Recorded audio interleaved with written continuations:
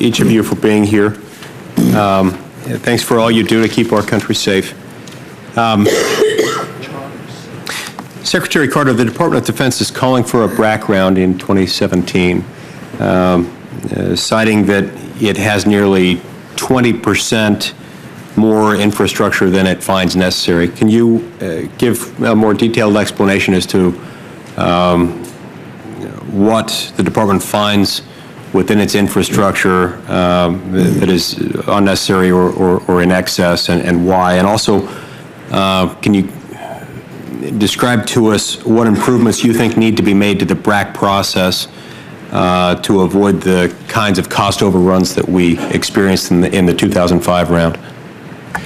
Thank you. We are requesting another round of BRAC, and the basis for that is a measurement of our infrastructure against our current holdings of equipment and our needs. So, for example, it's aircraft fleets versus apron space, and it's that kind of analysis that creates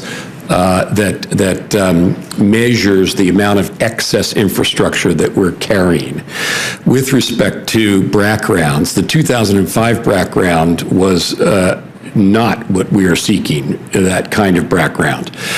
We're looking for the kinds of BRAC that occurred in the 1990s where true savings occurred. And you might say, why didn't savings occur in the 2005 BRAC round?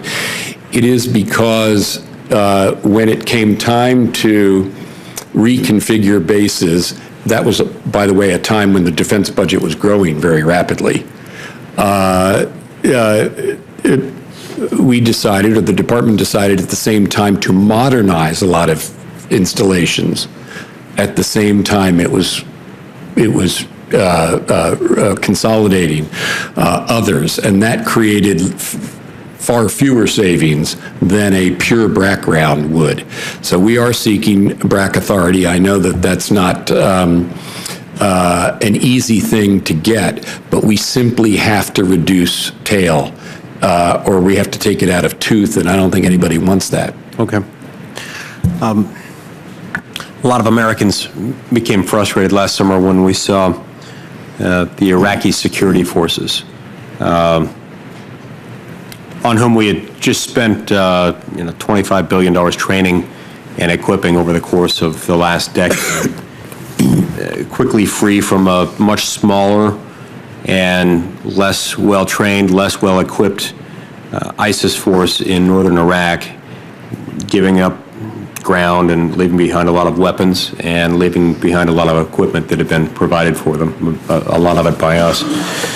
Mr. Secretary, you just returned from a visit to the Middle East to look into our strategy there and how things are going there. Can you discuss for us, with us a little bit, the oversight we exercise over the train and equip missions in Iraq and in Syria, and tell us a little bit about what's being done to make those forces accountable for the training and equipment that we're giving them, just to make sure that something similar doesn't happen, make sure that our investment's not in vain. Thank you, Senator. And let me give that a start and then ask Chairman Dempsey to chime in also. You exactly put your finger on it. What happened last year was an unwillingness of the Iraqi security forces to fight using the equipment and training that the United States had given them.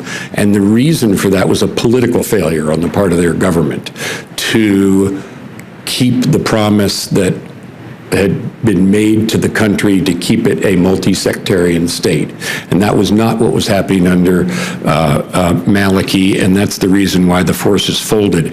And so the most important thing we can do going forward is to make sure that that Iraq doesn't decline into sectarianism. So that's the most important thing we can do, and it's a political thing rather than a technical thing involving the training, but it is job one.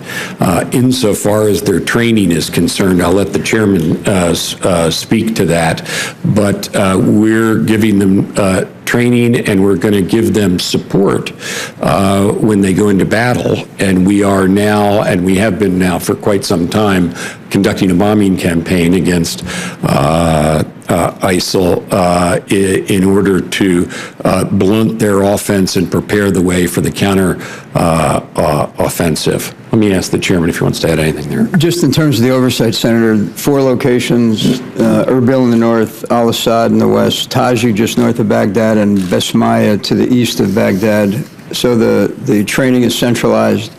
The oversight, once they deploy, is actually built around the supply chain. So the things that we're giving them, there's a tether that goes out to where they're operating.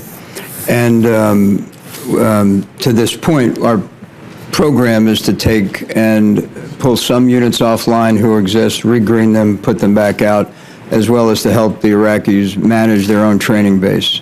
Does that answer the question? Yeah, I think that's helpful. If I can, as my clock is ticking down, I just ask one other quick question that either one of you can answer. How are U.S. defense and intelligence agencies adapting to the collapse of the Yemeni government and the loss of our primary counterterrorism partner against one of the most capable Al-Qaeda offshoots? What are we doing in that front? Well, I'll start, Madam Chairman, please add. First thing is that the Al-Qaeda in the Arabian Peninsula, which is in Yemen, is a very serious offshoot of Al-Qaeda, very serious for us because they're determined to attack us. They make that absolutely clear. And therefore, our counterterrorism operations in Yemen are critically important, and therefore the restoration of a government there that will cooperate with us is very important to us. Now, we're trying to do everything we can to continue to combat AQAP in the face of what is going on with the Houthis and the government in Sana'a. But it will be much better for us if we're able to reconstitute or assist in the reconstitution of a government there in Sana'a. And I know our diplomatic colleagues are working on that, but it's important to our counterterrorism effort. Let me ask the chairman. Yeah, what I'd add, Senator, so our diplomatic effort is to try to keep the country together, but our counterterror effort is based mostly out of Aden in the south.